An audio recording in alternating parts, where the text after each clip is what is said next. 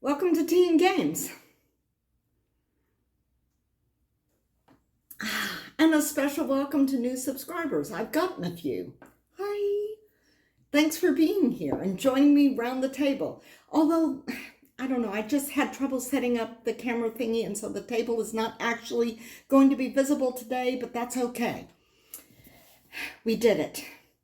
Last weekend, we went to the Cursed Island. And, spoiler alert, we survived. Yes, first time playing Robinson Crusoe. We played the Castaways scenario, which is the recommended introductory scenario, and we won. But we really kind of got lucky. And I want to explain this a little bit. And later in the video, I will tell you what nifty stuff is coming up in the terms of games we're going to be playing. But right now, let's look at what we did for Robinson Crusoe.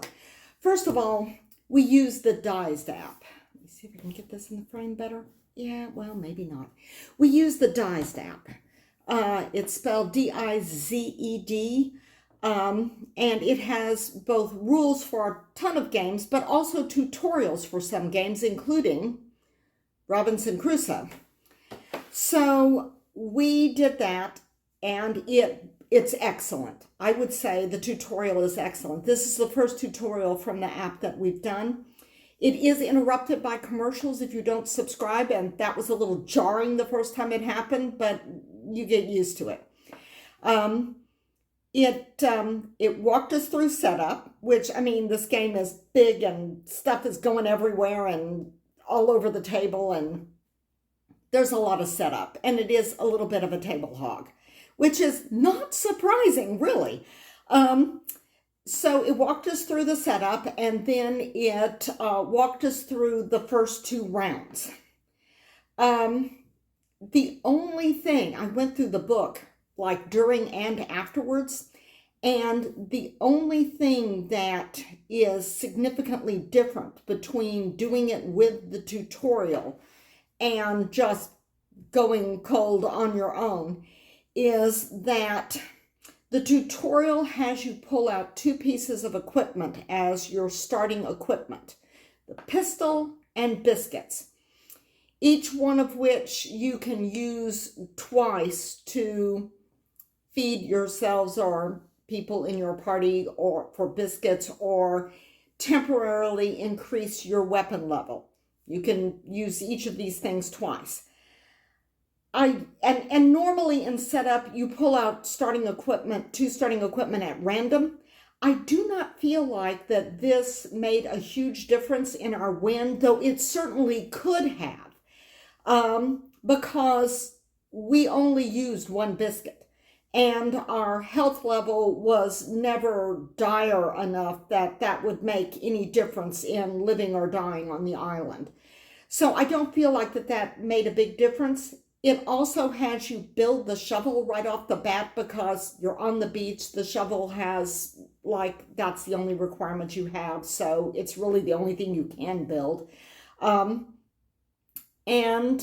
we only used that one biscuit from the starting equipment fairly late in the game, in the round right before I got the snare. And that was one thing. I had trouble getting rope. We had trouble getting the tile that was the meadow or grasslands tile, from which we could then build certain things that required that terrain. And my special equipment that was unique to my character, which was the carpenter, was the snare, and that would have provided us with one extra food per round. So we had a bit of food pressure during this, but we coped with it. It was not insurmountable. Robert played the explorer, and his special invention that he could build was the shortcut, which required a map, and we got that pretty early in the game. And the shortcut allowed him to get stuff off of adjacent to camp tiles. We got the tile which had the natural shelter. That was the first dang tile we turned over the minute we explored on the first thing. So we just moved our camp to the natural shelter, so we didn't have to build a shelter. Though we did have to do roof and palisade and weapon levels, ramp those up. There's no weather in the first 4 rounds for the Castaway scenario. And that's the thing. There are a number of things that are specific to this scenario. There's no weather for the first few rounds, and I think it's round 4 the weather starts. And then you have a few rounds of weather, and then the last half of the game you roll all 3 weather dice. You only have a little weather, like a little bit of rain, but the weather gets consistently worse. That said, we were really lucky. Even when we got to the point where we were rolling 3 weather dice, we only had 1 roll in which it did significant damage to our camp, like knocked our levels down for roof and palisade and everything. And we didn't get the really bad storm. But we also got lucky because we got the goat early in the game, and that provided food and pelt. And the only thing that we made that required the pelt was the mast, which gave us a bunch of wood for the campfire, which was one of our goals for the bonfire that would get our rescue at the end of the game. So we just hung on to the pelt until I could get the grassland, so that I could get the rope, so that I could make the snare and the mast, which got us the extra wood that we needed right toward the end of the game. But we got the goat very early. We just held on to the pelt. We also got another advantage pretty early in the game. I think this may have been from one of the discovery discs, but we were able to cover up the lower morale tokens on our health track down at the bottom of our character boards. And that meant that when we crossed that, by taking wounds, that our morale would not go down. Now, there's still a higher level at which if you cross it, the morale starts going down. But we got a little bit of breathing room on that. Though we did really well in managing morale and health overall. Let's see, we did have 1 beast rampaging through the camp. I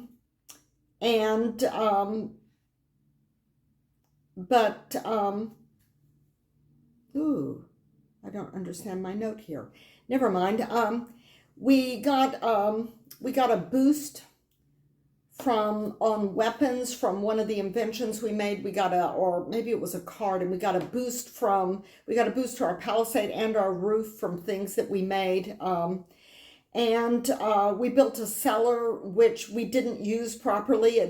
We didn't realize, we thought we just got the 2 food for the cellar. We didn't realize that it made all of our perishable food no longer perishable, that we didn't have to discard it at the end of the round. Because it could be preserved in the cellar. So we discarded food a couple of times when we shouldn't have. So optimally, if we had realized that, then we would have not had to even eat the biscuit, which was one of the things that the tutorial had us put in there. So it kind of all evens out. We didn't make too many mistakes, but we did have a few goofs. There were a couple of times we realized that we had used early in the game, we had gotten a green explorer neutral token, and we realized that we had accidentally used that for a non-explore action a couple of times. And there was one time when we realized, like a few turns later, that we should have turned over a gray card when we didn't. But considering that we won this in round 10 out of 12, and the food pressure would have been ameliorated by the cellar if we had used it properly. I kind of feel like that we probably would have won anyway, even with the goofs, because there weren't too many of them, and they were not like huge, ginormous things.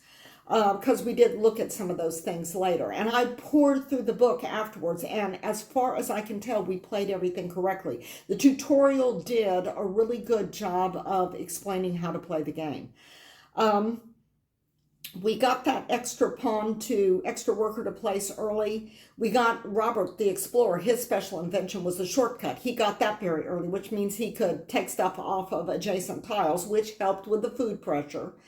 So, I mean, we did pretty well, but we were very lucky. We got certain things that just made life on the island easier really early in the game. And there's always a possibility you may not get some of those things at all in any given game. The game's weight, I don't remember what it is on BGG, but it is well over 3.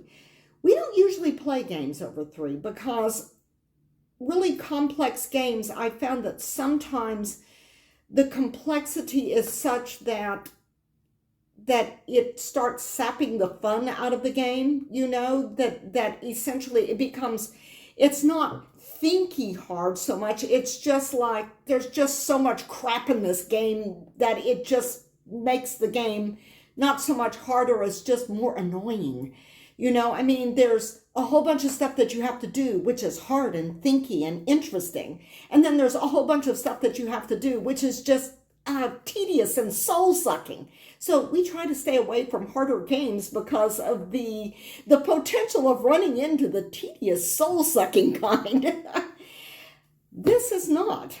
At least not for the Castaways scenario. And there are a whole bunch of scenarios in the second edition of Robinson Crusoe, and looking at them, they are significantly harder than Castaways. But here's the thing. Castaways may be significantly harder the next time we play it, and I do want to play it again because, like I said, we got a whole bunch of really good stuff, like right off the bat, and didn't have to, and that saved us from making some really painful decisions. But because there is a big deck of cards, but you only use, like, you draw 1 threat card per turn, and there are 12 rounds in every game. So that means you've got this huge deck of cards that you're pulling from, but you're only pulling the top 12. And there are other cards that you can get that may be shuffled into that deck over the course of the game.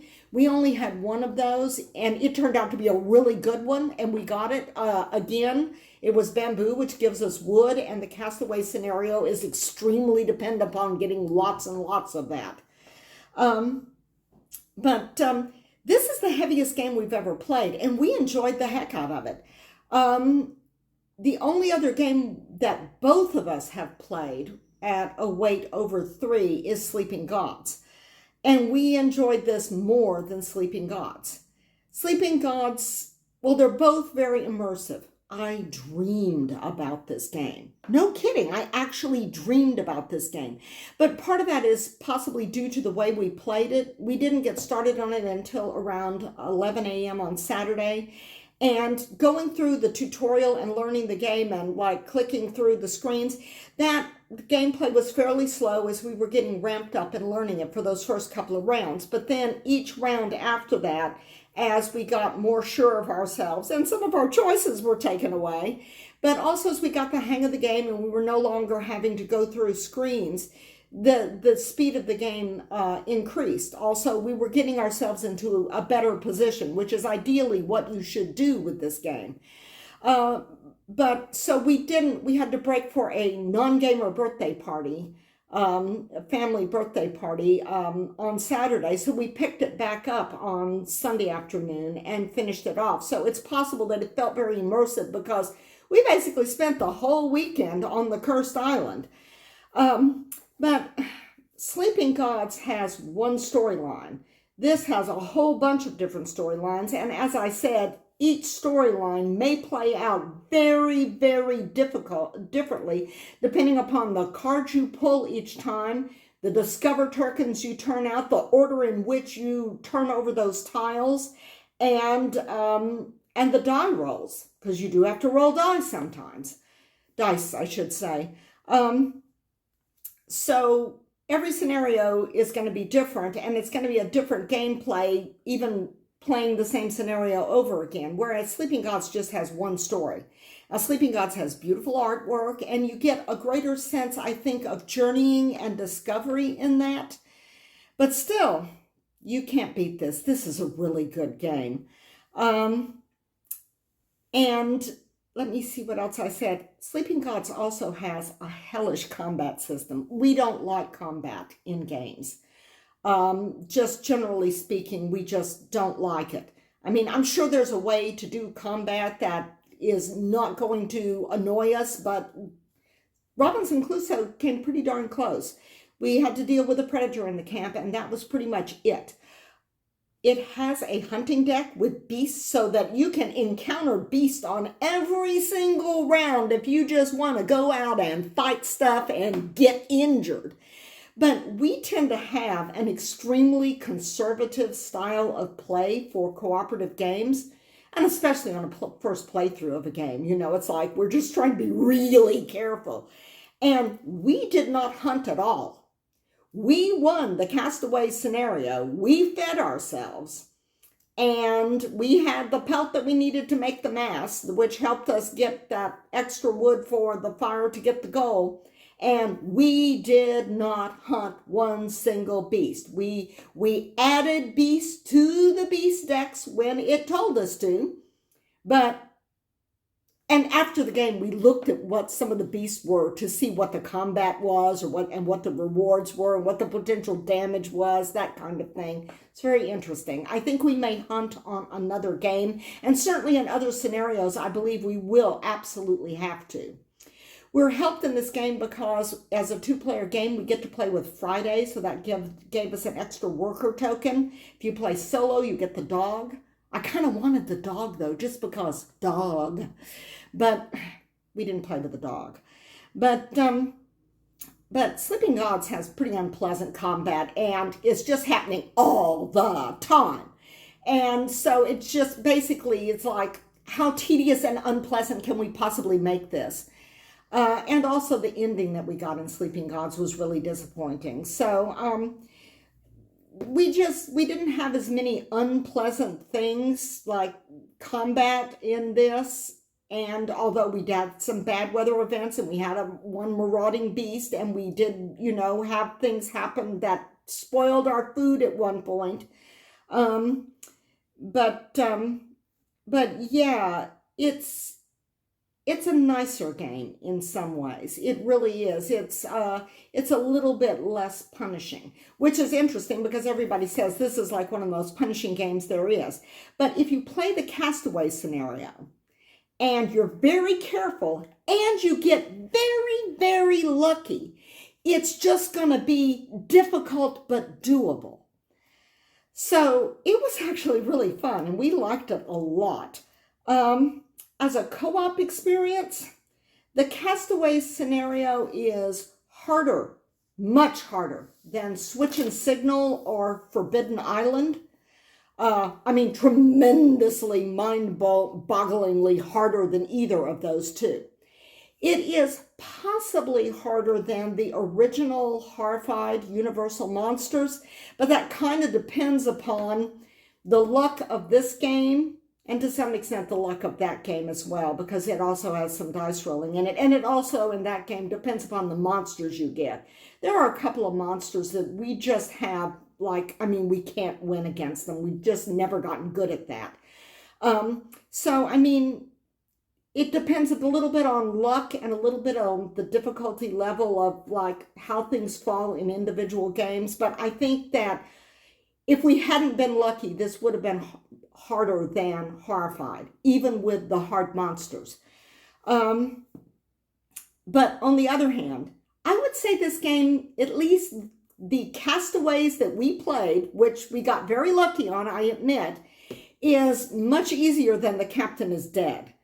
The Captain is Dead is just brutal. I mean, it's like, how many ways can we die in that game? But we like it. We like it thematically.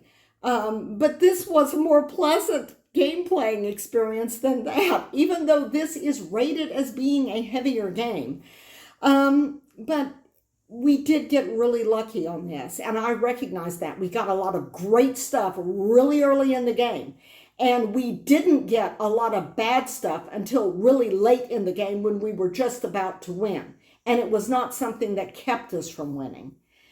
But the game has a lot of resource management.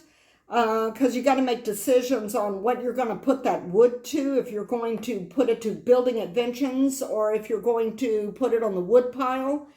And you've got to build the wood pile up over a series, and there are rules for when you can put wood on the wood pile and how much you can put. So there's a bit of resource management in this. You got to like not go hungry or you'll get wounds, and then you'll have to spend like workers to heal the wounds or raise the morale.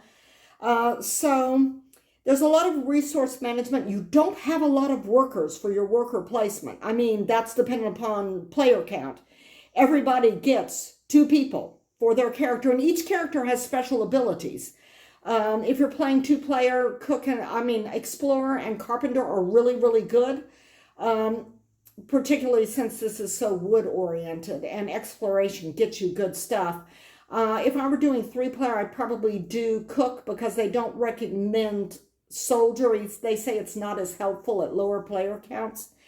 But I think there's 2 workers you can sometimes, due to actions of the game, get extra workers. Like we got an extra explorer worker. And if you're playing 2-player, you get Friday. Solo, you get the dog. Those are workers that can do stuff for you. Although I think the dog is limited to hunting and gathering, maybe. I don't know. I'd have to check that. But it was really interesting. And it was tough but fair, shall we say. Anyhow, that's enough of that. We stopped by our friendly local game store last night and played a couple of games of Birds of a Feather Western North America, which up until this point we had only played at 2 players. And at 2 players, you have to turn over cards from the deck to make up 2 missing players. This plays up to 7. But anything below 4, you have to pull cards from the deck to put into the pile in the center. So I really, really, really, for a long time now, I've been wanting to see how this plays when you've got real live other people putting more cards into the center of the table, rather than, because the cards that are already out there inform your decision-making process about what cards you play less. And when you're playing 2-player or 3-player, then you're pulling a random card to put out there. So it was really interesting, and it played good at 6. Yeah, we found 4 more people at the friendly local game store to play this, and we played the first time without the Raptor variant, just teaching them the game, and then the second time we played Raptors, and it was mad. It was great fun, though. We had a lot of fun, met some other local area gamers that we may see again sometime. So it was a lot of fun. And while we were there, Robert was suckered into picking up this, which it says it can be played with 2, so we shall see. This is by the same people that make Here to Slay. I think it's something about Slay. And Happy Little Dinosaurs, who are really, really not happy. But those take higher player counts. Our extended family has Here to Slay, or whatever the Slay thing title is. I think I got that title right, but suddenly I'm not sure. And we have Happy Little Dinosaurs. And now we have this one. So we're kind of liking this company, and the artwork is adorable. Yes, adorable artwork. That kind of suckered this in just a tiny bit. When I was at Barnes & Noble earlier this week, I noticed they had Flamecraft, which was for the regular retail price. This is the retail version because, of course, it's being sold in a retail store. And so I went ahead and I got it because it's kind of sort of out of print right now. On the publisher's site, it's a pre-order. And I noticed that if you start looking around to buy it, that you're going to find it for like double the retail price or more a lot of places for the retail version, because it's kind of hard to find. So they think if people really, really want it right now, they're going to pay more for it. But I wasn't willing to pay more for it. I figured I would just wait until it became more widely available again. And then I saw it at the regular retail price and I thought, oh, why the heck not? And also this week, big Kickstarter. fulfillment. I got all the Opuluses from Button Shy. Look at all of those.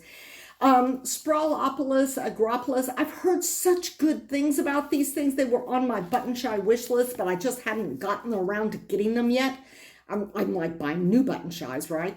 But we've got Sprawlopolis.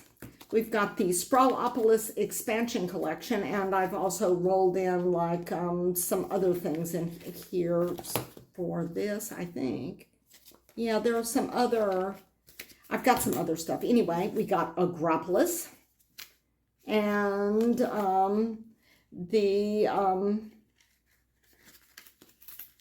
yeah, here we go.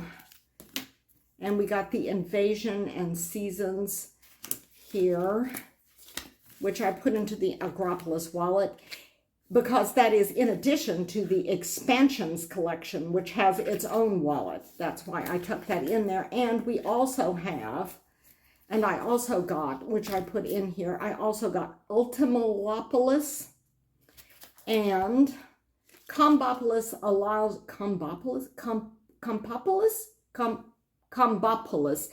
allows you to combine Sprawlopolis and Agropolis, and Ultimalopolis is Sprawlopolis, allows you to combine Sprawlopolis, Agropolis, and the new one, which is the Kickstarter that allowed me to get all of these at once, Naturopolis. And I think I've got expansions for that too. Yes, it comes with the Nessie expansion. Isn't that cute? Yes, we do cute in this family. Although, you know, I mean, there are some things that are cute and I just go, too cute. But yeah, so that's what you're going to be, this is kind of a preview of what you're going to be looking for in the future. I will be talking about Flamecraft and Cute versus Evil and some of the Opuluses. But this weekend, I think I want to pull something off the unplayed game shelf because we're still getting games in, playing them as we get them, but we're not winnowing down the games that we haven't played from a long time ago. So I'm thinking that we may play one of these smaller games. Smaller games this weekend. Some of the Button Shies maybe this weekend. Or maybe Cute versus Evil, because that's very small box game. And then one of the bigger unplayed games off my unplayed game shelf, decision to be made later. But that's it for today. We've had a lot of fun playing with the board game group. Well, my pin is falling out. The board game group at the local game store. The tea today, by the way, is Builders, Second Star to the Left mug, which is a really excellent channel. You should check it out. They also really like Button Shy, and I'm also wearing my Second Star shirt too. Anyhow, it's been fun talking to you, and it was fun on the Cursed Island too. Hard, but fun. So, I mean, if you've been a little chicken-hearted about getting Robinson Crusoe, and not getting it because you thought, what's the point of getting a game that I can never win? You can win the Castaway scenario. My husband and I, we are not hardcore board gamers. We mostly play light to medium weight games, and to be honest, that kind of tends to lean very strongly to light because they're short. And we can then, you know, play more. But yeah, it's doable. Castaways is definitely doable by the average gamer, particularly if you get lucky, and particularly if you learn the game with the Dized app, because it will have you put in, it will give you biscuits and a pistol that you can draw from for that first game. And that will ease your pain a little bit if you don't get lucky. So, and as you get more comfortable with it, you might get good enough at it to go into and play some other scenarios. That's certainly what we're going to do. Anyhow, it's been fun talking to you, and I'll see you next time round the table. Bye-bye.